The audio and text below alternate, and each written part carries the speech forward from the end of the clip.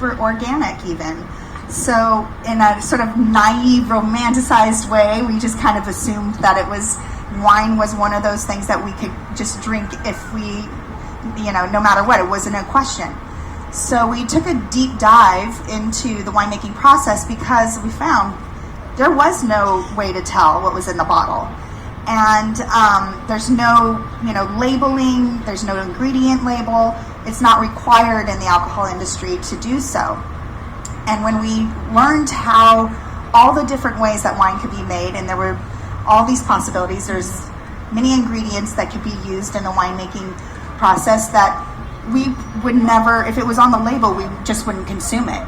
You'll see it on Kroger or Avalene site maybe, so that you get it. Because I don't expect y'all to write down this recipe right now. So very easy. I'm all about simplicity and the. You cook as well. I do cook as well. You're Italian cooking, right? Indeed. That's your specialty. It is. I appreciate that because Italian food is, let's face it, one of your favorites. It's one of my favorites. But also, this is a Japanese style dish.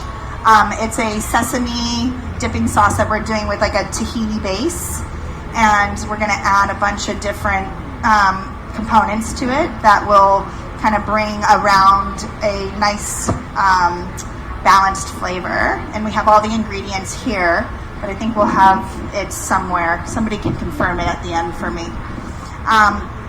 The high heat really quick and stand by the pan and just get it toasted nicely, or you could put it on a lower heat for a little bit longer if you were trying to step away for a second. But it's just about kind of swishing it around in the pan to make sure that it's kind of doesn't burn, So sesame, and it's a nice thing, the toasted white sesame I like a lot because it brings in that kind of a little bit more of a toasty taste, a little nutty. Exactly. Yeah. It gets a little nutty, and it makes it so that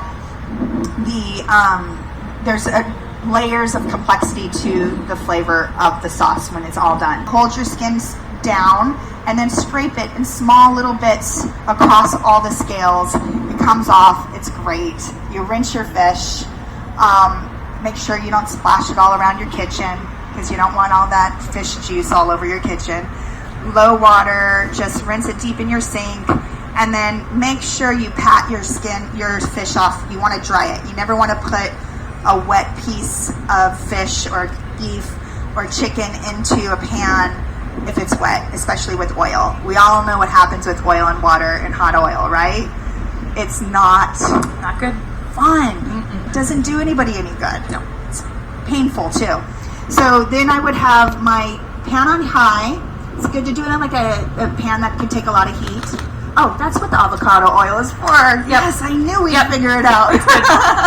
So olive oil is fine, but because we're doing high heat, I like to use avocado oil because it has a high viscosity level. Do you know what viscosity means? It's for it has a higher smoking point, so it could take more heat.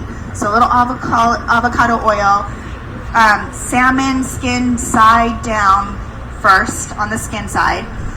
Get that nice crispy skin going. It takes about a couple minutes.